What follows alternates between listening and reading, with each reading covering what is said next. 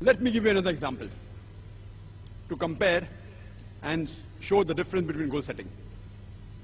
I would like to give an example of the man, of the person who had very small means but reached the heights in his field.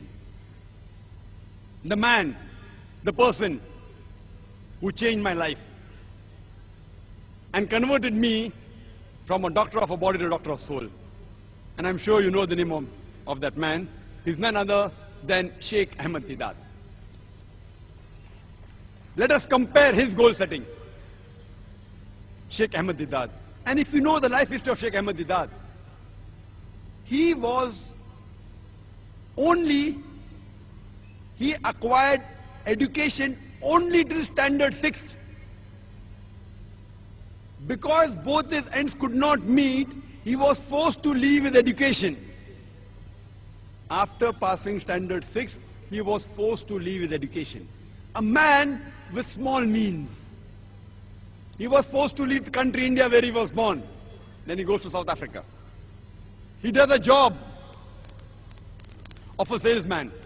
He works in a furniture shop.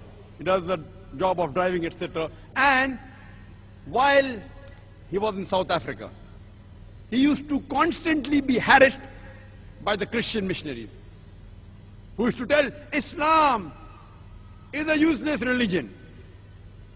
It is merciless. They used to attack Islam. And because he used to get harassed, a desire came in his heart that I want to reply all the allegations against Islam made by these Christian missionaries. I want to give a fitting reply to these Christian missionaries. Imagine a man only studied to standard 6. But naturally he had faith in Allah. He strived. He stumbled across a book. You know, the books which were lying in a room which had dust on it. He stumbled across a book by the name of Izarul Haq, the truth revealed by Maulana Karanvi, Rahmatullah Karanvi. And he gets the direction for his goal. That's how he started. And he strived for 40 years, till the time he challenged the stalwarts of Christianity. Imagine a 6th standard pass man strive for 40 years and challenge the stalwarts of the world. So much so that in 1984, in the early 1980s, he was about to debate Reverend Jimmy Swaggart. And at that time, in 1980s, Jimmy Swaggart was the #1 most powerful, most famous Christian televangelist.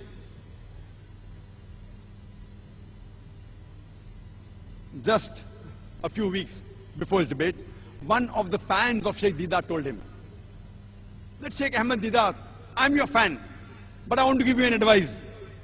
This man, Jimmy Swaggart, I know him. I have studied him. Please don't debate him. He will chew you and he will spit you out. Imagine a fan of Deedat giving advice to Deedat. You don't debate this Jimmy Swaggart. You don't know him, I know him. He will chew you and he will spit you out. The person who was the most famous televangelist, who owns television channels, whose budget was more than $1 million a day to keep his head above water. Our Sheikh Ahmad Deedat, mashallah. With Allah on his side, he goes to USA. In the hometown of that Christian missionary. In the country where he's famous. He goes and he has a debate. And alhamdulillah, summa alhamdulillah, with Allah's help, he turns the tables over.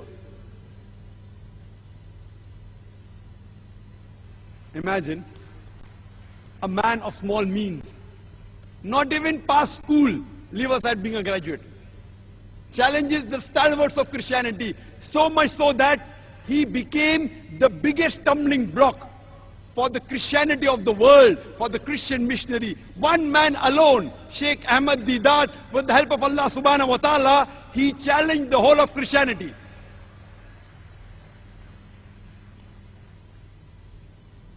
Let's analyze this goal setting.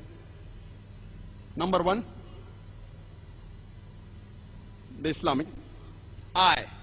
Was it Islamic? Was it according to Quran and Sahih Hadith? Was it for Allah and His Rasul? But naturally it was. That's the reason he was able to achieve his goal. Number two, was it specific? Yes. His goal was specific. I want to reply to the allegations against Islam. Specific. I want to give a fitting reply.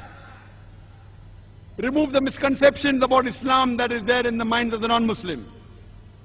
Number three, was it lucrative? Was it profitable? He wanted profit in Akhirah.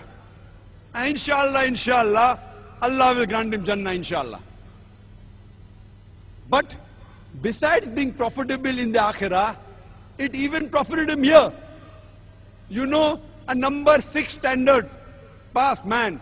In 1986, he gets the biggest award in the Muslim world. He is awarded the King Faisal Award for service in humanity. A 6 standard man. He didn't do for the award. Maybe he got $200,000. He didn't do it for that. Maybe for the gold King Faisal Award. He didn't do it for that. He did for Allah and His Rasul. Allah profits him in Akhirah and even in this world. Lucrative. A. Was it apt? Was it appropriate? Very apt. At the right time. His style, everything at that time.